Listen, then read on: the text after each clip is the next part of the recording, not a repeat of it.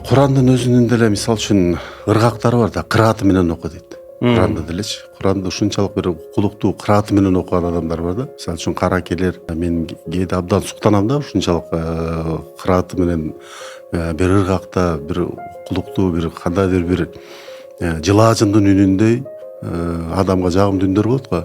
Ошондой кылып окуган адамдар бар да. А кээлери андай ыргакты неме кылбай окугандар да бар. Анан демек Кудай Таала адамга ушул бул эми кандайдыр бир деңгээлде кээ бирлери туура көрүп, кээ бирлери туура көрбөшү мүмкүн бул нерсени.